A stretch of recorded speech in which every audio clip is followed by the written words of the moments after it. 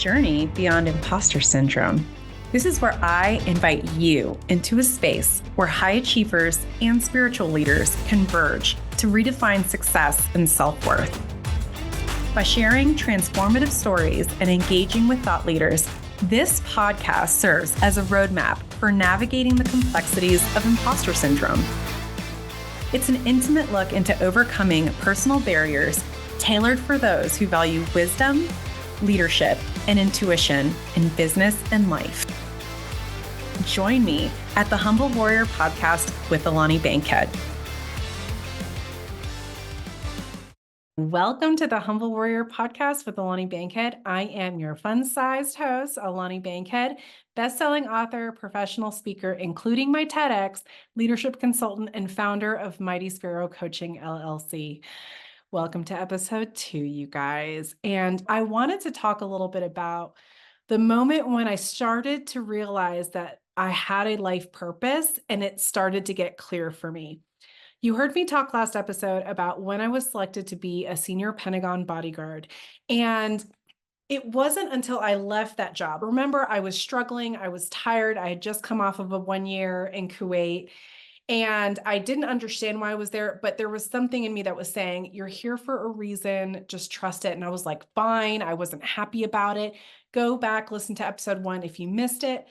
But actually, when things really came full circle, it was about 2 years after I got that job. I had left active duty at 12 years, which nobody does when you're 8 years away from a pension, but something inside me told me it was time to leave, so I got up and left. Start at this international nonprofit, which is one of the world's largest anti-slavery organizations, and I am in charge of their South American child rape and child sex crimes, specifically child sex trafficking portfolio. So that included managing the investigators that we had in South America, their training, overseeing the operations to make sure that everything was safe, and also overseeing the training for host nation law enforcement. So it wasn't just us going in to work cases, it was also us training the host nation law enforcement agencies to be better investigators, better prosecutors, get better prosecutorial outcomes. And so I was responsible for all of that. And I was a few months into my time there when I got a call from my boss at the time, who was the former director of NCIS. He is one of the most incredible leaders I've ever had the privilege to work with.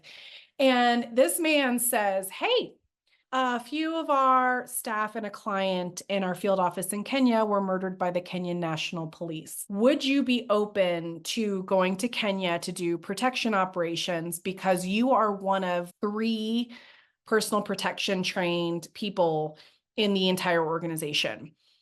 And you guys, in that moment, when he asked me that question, everything clicked from the previous 12 years of my career. The path I had, all the hodgepodge jobs that didn't really seem to make sense to me. I did the best I could. The Pentagon job, remember, I went into that job completely freaked out. I was like, what the hell am I doing here? I'm 5'3", I'm a female, I'm Hispanic, I look like I'm 12. Why am I in this very high visibility job where you need to look a certain way? Of course, I discovered that I had an advantage because of my physical appearance. But one of the things I struggled with in that position was I was like, man, I was built to protect the vulnerable. I'm good at taking orders. I'll take a bullet for this person, but it's not really me to take a bullet for the rich and powerful. I'd much rather take a bullet for the vulnerable who deserve protection. But when my boss at this organization asked me to go to Kenya, I was like, oh, this makes so much sense. I understood that obviously poor people don't get bodyguards. Only the rich and powerful do. So God had to send me on a journey to put me in the schoolhouse where all the Secret Service agents get trained. It's the best of the best in personal protection. That is where I needed to go to get the training. Not so that I could do this job at the Pentagon, being a senior bodyguard in charge of a team of bodyguards. That was part of it. But all of that was training and experience and preparation for this job. So to give you a little bit more background on this field office in Kenya, They had two main missions. They investigated child rape cases and they investigated police abuse of power cases. And that specific case where the staff and the client had been murdered, this client had come in, they'd made an allegation against the Kenyan National Police, and they were ongoing with this investigation. And the Kenyan police found out about it. And of course, the corrupt ones came after them. And so there were a bunch of law enforcement officers that were involved in literally the stalking and murder of these justice seekers. And that all went down right before I got hired. And obviously, Latin America is a whole other continent from Africa. So I wasn't involved in that up until my boss asked me because of my specialized skill and training. And so what happened was a number of the law enforcement officers involved in the murders had been identified and apprehended, but there was still one law enforcement officer that was suspected in being a part of those murders that not only were they still at large, they didn't even have their identity. So we didn't even know who it was. We didn't know who we were looking for. So my boss that day, God bless him, he's, hey, I would really love for you to go. You don't have to. I was like, hell yes, this is my jam. Let's go. And so he says, yeah, keep in mind, we still have a suspect at large. You are not law enforcement, right? I worked for a nonprofit. So I had no badge, no gun, no authority, no power, especially not in Kenya. And on top of that, we're a nonprofit, so we don't have any money. So maybe he could get us bulletproof vests, but he wasn't sure. And so I would be going to protect these incredible justice seekers as they went to and from court in this very high profile international case. It's actually called the Mavoko case. You can Google it. There's lots of information out there.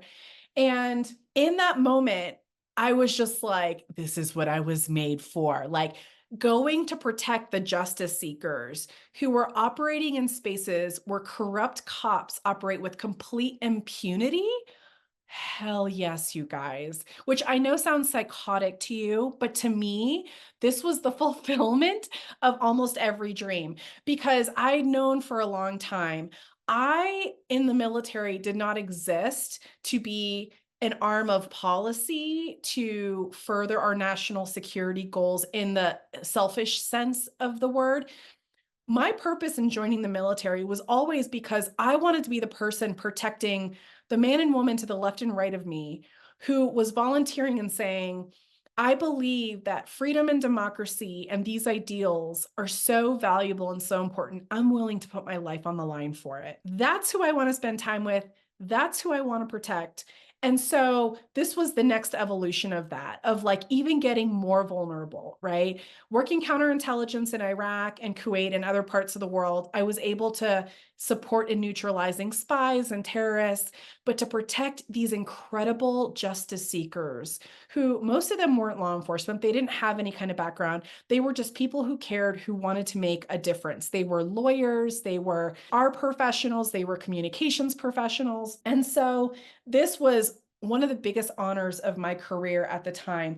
And so that's when I really started to dig into, oh, maybe this higher power actually intended for my career trajectory to end up here because there were too many coincidences, there were too many crazy things happening. And so I just decided to start exploring, what is my life purpose really? And I knew at that point that it was to protect the vulnerable. But when I really started peeling the layers back on that onion, it got deeper than that. I discovered that protecting the vulnerable was an important part of my life purpose. But ultimately, what I wanted to do was rid the world of fear. And part of why that had come up so much was because I had the opportunity to work with so many amazing humans, whether they were special agents, intelligence analysts, HR professionals, IT, like even the people serving our food, like the most humble of servants. And one of the themes that I saw consistently, especially in the justice system, was people had a lot of fear, and that fear stopped them from achieving their highest purpose. And I actually figured out that the amount of fear they experienced was correlated with the importance of the mission. So, as an example, if I was working a fraud case, for example, so let's say somebody stole $250,000. Actually, I had this happen. I had a professional. He actually worked as like an admin guy in the church on one of the bases. He stole almost $250,000 from the church. There was like a bowling alley that he was the fund administrator for. He stole all this money to the tune of $250,000. And this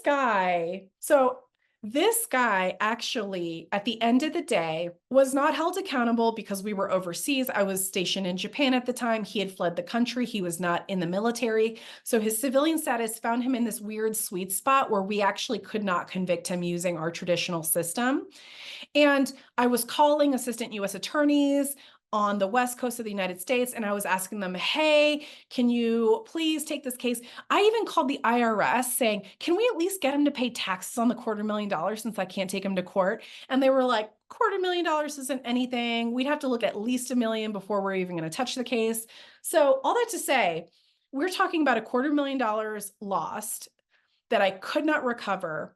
And is it going to hurt me or anybody really that bad that the federal government got taken for $250,000? No. So it's not that I don't care, but when we talk about protecting a child's innocence, protecting their sexual integrity, protecting their ability to grow in healthy environments, trauma-free, so that they can become healthy, productive, thriving members of society, the stakes are at a whole other level. And when it comes to child exploitation, I have actually found that individuals who are really heart-centered, who want to make the difference, fear putting their gift out there because the thought process that's happening for them is, but what if I'm bad at this? What if I'm not good enough for the case? And what if I don't get the justice that child survivor needs? And if I don't get that, then I'm a failure and I've actually hurt the kid worse. And so I may as well not try. So these people don't take action, or they don't take the type of action that they're capable of taking because they're afraid of messing things up. And when we dig into imposter syndrome more and more, ultimately, because remember, my key statement is your imposter syndrome is actually the key to unlocking your greatest power. What I am hearing ultimately is, if I understand what my life purpose is, and I go after it and I try to make this life purpose a reality, and I fail at it, what do I do now? I am a complete failure if I can't do well at my life purpose. So our inner imposter gives us all the excuses why we're not going to be successful. And that causes us to put our armor on and we don't take action towards that life purpose. And so most people stay unfulfilled in life. And that's really sad to me. And so initially, this work was born out of a necessity of the teams that I had around me.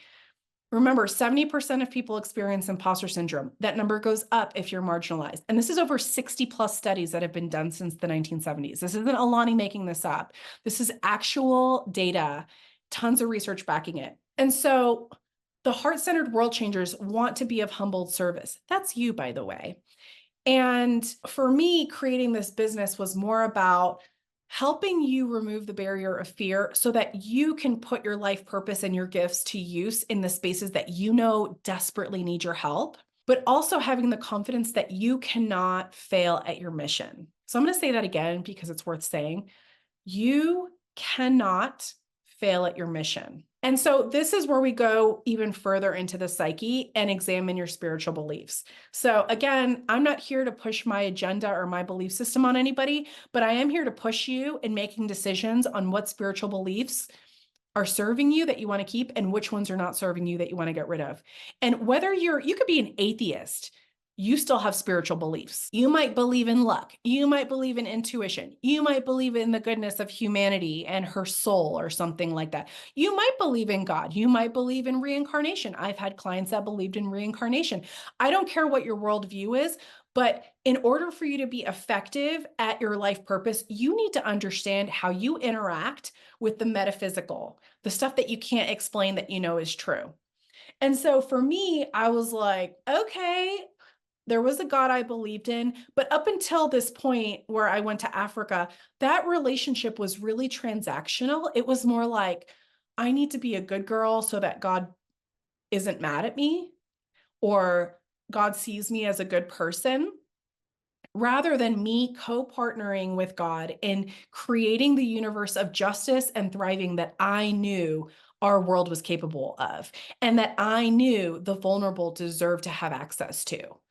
And I started digging into these belief systems. And when I started to put the work out there and sharing the methodology that I use to overcome my imposter syndrome and guide other people in being able to do that, now I could be a force multiplier.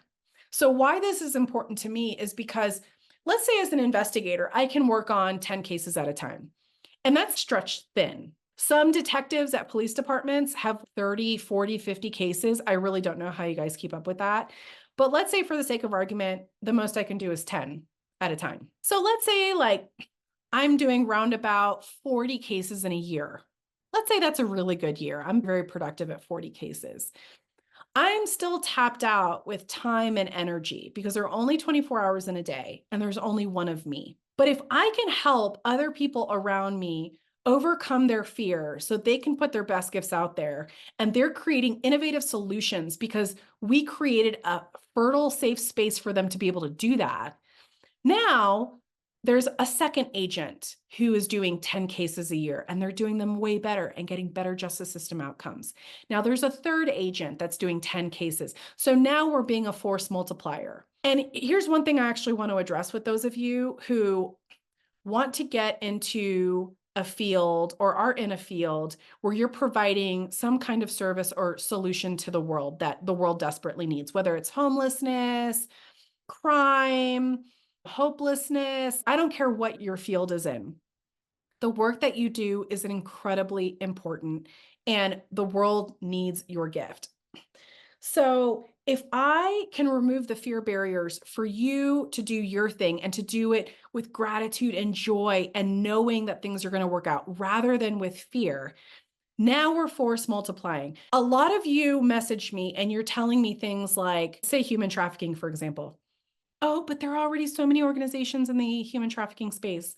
There's Operation Underground Railroad. There's Anti-Trafficking Intelligence Initiative. There's Thorn. There's the National Center for Missing and Exploited Children. It's already been done. Ask yourself the problem that you're trying to solve. Has it been solved yet? Is that problem getting better or worse right now? I'm willing to bet most or all of those problems are still getting worse. In the anti-trafficking, anti-child exploitation space, the National Center for Missing and Exploited Children ran the data. As of about 2 years ago, child sex exploitation online has exploded exponentially. But the number of resources, so the number of officers that are combating cyber child exploitation and trafficking, the units, the funding, it's not really staying, not even not really, it's not anywhere near the amount that we need to have to fight the problem adequately. So you saying you want to get in the fight and be of service in some way, and you don't have to have a badge and a gun to do it. You can work advocacy, you can raise money, you can volunteer at a shelter. There's literally 1,000,002 ways that you can be part of the solution, and you can do it in a way that is unique to you that you would absolutely love. So you are preventing the justice field from having the benefit of your gift because you think some BS that there's already too much saturation in the field. It's just not true. Same thing goes for, I work with clients in therapy spaces, in counseling spaces, and oftentimes they'll say things like, I want to create a home for teenagers or something like that, but I feel like it's already been done. Really? Because there isn't any country I know that doesn't have a shortage of mental health professionals right now. The wait lists are insanely long. And so ultimately, that is your inner imposter telling you, ooh, you better not do anything because look at all these excuses that I'm going to insert here to get you to stop taking action. So your ego, right, that unhealthy ego that exists in you is actually the thing that's causing you to put armor on so you don't get hurt. The good news, you guys, is that there's your intuition or the Holy Spirit indwelling or God within you or your soul or whatever you want to call it. There's that tiny voice inside of you that is never going to let up on nagging you that this is something that you need to do. Whether you want to do that now and take one courageous step forward, or if you want to let that voice nag you for the next 5 decades, and then you'll start doing it when you're in your 60s, 70s, 80s. It's never too late, by the way. But what I'm trying to get at is let's start today. Okay. And so the thing that creates that imposter syndrome voice, when the imposter syndrome comes up, that's when we know we're on the right track. So where most people, so 70% of the population is trying to ignore, repress their inner imposter, you need to be embracing it. Because I know for me, my imposter only pops up when I'm about to take a big leap. And that tells me, ooh, this thing is tied to my life purpose. And I care about this so much that I'm actually pretty terrified I'm going to be bad at it. And so let's try that next time your inner imposter pops up, or you can think through the last time it came up and ask yourself, what is the thing it was trying to protect me from? And what if I actually made it happen? What would that look like? I want you to visualize somebody calling you, sending you a DM, telling you how that one tiny step forward made a massive positive impact on their lives. And so another way that your imposter syndrome actually points to your life purpose is, and I'll use myself as an example. If my life purpose is to rid the world of fear, my imposter tells me there is nothing, absolutely nothing about you that is strong and powerful. Objectively speaking, I'm a woman. I am the physically weaker of the two genders. I am Hispanic, which, traditionally, systemically speaking, is not the most revered of the ethnicities. I look much younger for my age than I actually am. And I'm very petite. I'm 5'3". And so when we reverse engineer the work that I do, whether it's in the military, when I was running informants, I would have to meet sometimes with some really high level people. Sometimes I met with terrorists themselves, known terrorists, who were working with me to get paid. And do you think that somebody would be more fearful to open up to a big, broad-shouldered, muscly, 6'4" dude? Or do you think a 5'3" female Hispanic who looks like she's 12 and smiles a lot would be scarier? Oh, so you're telling me that I'm perfectly built to create environments where people feel safer approaching me from the very beginning. So now we're shortening my timeline to getting the intelligence that I need to save other people's lives because of how I look. Absolutely. I had an informant once. He was a terrorism informant who immediately opened up to me. Within the first 2 minutes of talking, he was like, oh my gosh, you remind me of my daughter so much. You don't think that guy is going to want to connect more with someone who looks like his daughter than someone who looks like they might be able to beat him up? Guys, come on, for real. And so I'm so, so thankful now that I was able to do this work and that I'm able to replicate it with the incredible people that I serve. Because the strength that you have does not actually lie in brute strength, physical strength, any kind of strength that can be physically projected. The strength that you have actually lies in your mission and you serving up your gifts in service of that mission. So this story is coming up for me. I did training for Jamaican police and prosecutors last year sometime. And I try to research culturally relevant models to illustrate this point. So Nanny of the Maroons is somebody that I found. Nanny was a figure during the Jamaican Revolution. She was like this older woman, has no tactical background whatsoever, but she's very well known in that country as the queen of guerrilla warfare. And Nanny's greatest gift to the insurgency to combat for Jamaican independence and freedom was not that she was strong physically, it was that she knew her terrain. That was one of the gifts that jumped out at me. So you have non-Jamaicans coming in trying to enforce non-Jamaican rules and enslave the Jamaican people, whether it was economically, physically, or otherwise. And Nanny was able to support the insurgency by merely knowing the geographical area and being able to outsmart their captors because she knew the geography, right? Geopolitics is very important in terms of our ability to make war. Do you think it's easier to make war when you have a mountain in your way or not? Way harder to make war when you have to go over a mountain. And so this is a perfect example of what did she have at her disposal? She had a heart that hurt for the Jamaican people. And she also had this incredible knowledge of her country and where she could hide and the shortcuts and all of those things. So the gifts that you offer oftentimes are not going to be loud. They're going to be quiet. And it honestly starts with the humility. The first thing that you need to do to overcome your inner imposter is to admit that if I want to come to a place where I can offer up my gifts in humble and powerful service and trust that the metaphysical, whether it's God, the universe, whatever you call it, is going to take that and multiply it, then I need to get past this armor. Let me go to an expert and talk to them about how I take off this armor. And so part of why I exist is also to highlight the obvious. I'm a 5'3" terrorist hunter, spy hunter, human trafficker hunter, former Pentagon bodyguard. If I can do these high-powered things with the way that I look, and I can be successful in those jobs. You and your mission, whether it's creating a home for teenagers who are runaways or having mental health issues to go and feel safe and seen. You building your education business so that you can tell the world about what you experienced and teach them how to prevent their own suffering through your experiences is just as powerful as the work I was doing.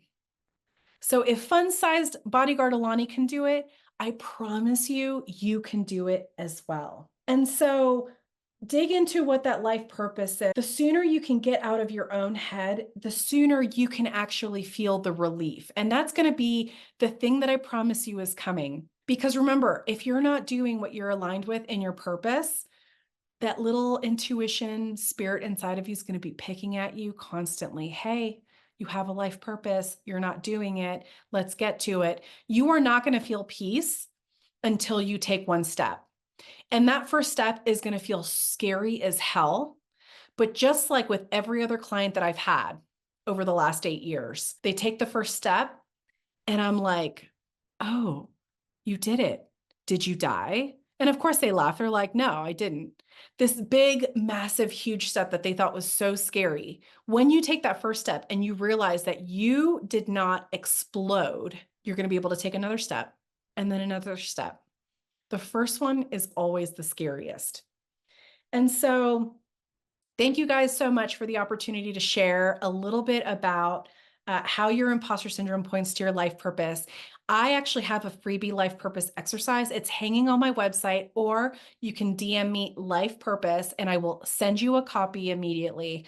Let me know what you guys think about this episode. I would love feedback on what you guys want to hear more about.